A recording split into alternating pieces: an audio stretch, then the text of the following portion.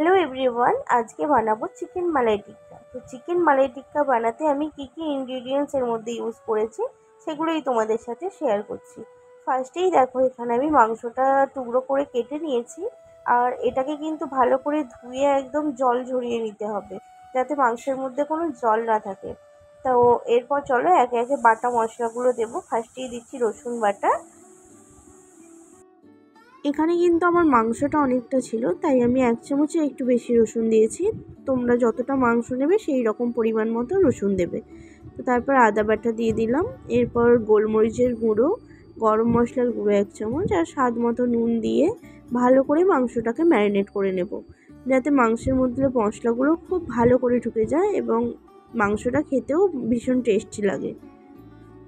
তারপর এটাকে কিন্তু আধ ঘন্টার জন্য আমরা ফ্রিজে রেখে দেবো ম্যারিনেট করে। এই দেখো, ফ্রিজ থেকে আমি আধ ঘন্টা পর বের করে নিয়েছি। তারপর কিন্তু শুরু হবে সেকেন্ড ম্যারিনেশন। তো তার জন্য এখানে ফার্স্টে আমি একটা চিজ নিয়েছি। চিজটাকে ঠিক ব্লেন্ডারের সাহায্যে এইভাবে একটু ব্লেন্ড করে নিয়েছি। তারপর চিজটা হয়ে দেখো নিয়ে নিয়েছি, এই এতটা মতো চিজ হয়েছে, আমার যতটা প্রয়োজন আমি নিয়েছি। তারপর ওর মধ্যে একটু টক দই, একটু ফ্রেশ ক্রিম দিয়ে তার মধ্যে হচ্ছে জায়ফলের গুঁড়ো, চামরিচের গুঁড়ো, তারপরে এলাচের গুঁড়ো আর হচ্ছে একটু কাঁচা লঙ্কা বাটা। তোমরা যেরকম ঝাল খেতে পছন্দ করবে সেই পরিমাণ মতো ঝাল দেবে। আর একটু ধনেপাতা কুচিও দিয়েছিলাম, যাতে টেস্টটা আরও সুন্দর লাগে।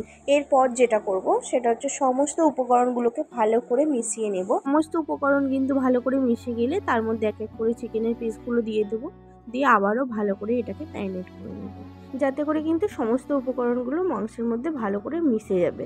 তো মাংসটা আরও সফট আর আরও সুন্দর খেতে লাগবে। তো এটাকে এবার 4 থেকে 4.5 ঘন্টার জন্য ম্যারিনেট করে ফ্রিজে রেখে দেবো। এরপর আমি গ্রিন চাটনিটা বানিয়ে নেব। তার জন্য দেখো, এখানে ধনেপাতা, পুদিনা পাতা, আদা, রসুন, কাঁচা লঙ্কা, লেবুর রস দিয়ে একটা পেস্ট বানিয়ে নিয়েছিলাম। তার মধ্যে টক দইটা কিন্তু পরিমাণ মতো মিশিয়ে নিয়ে আমাদের চাটনি রেডি। এর মধ্যে একটু বিট নুন দিয়ে দিয়েছিলাম। তো চলো, এরপর হচ্ছে ফ্রিজ থেকে বের করে ওগুলোকে হচ্ছে কাঠির মধ্যে এইভাবে হচ্ছে গেঁথে নেব। খুব বেশি করে দেব না, যতটা পরিমাণ মতো দেওয়া যায় ওই 3 থেকে 4 পিস করে দিয়ে ভালো করে গেঁথে নিয়ে রেডি করে নেব ফার্স্টে। এরপর কিন্তু এখানে একটুখানি অল্প পরিমাণ মতো ঘি দিয়ে দেব। ঘিটা একটু হালকা গরম হয়ে এলে ওর মধ্যে এক এক করে এই স্টিকগুলোকে দিয়ে দেব। তারপর প্রতিটা সাইড কিন্তু 7 থেকে 8 মিনিট করে রেখে ভালো করে এরকম করে উল্টে পাল্টে ভেজে নিতে হবে, যাতে চারধার থেকেই মাংসগুলো খুব ভালো করে সিদ্ধ হয়ে যায়।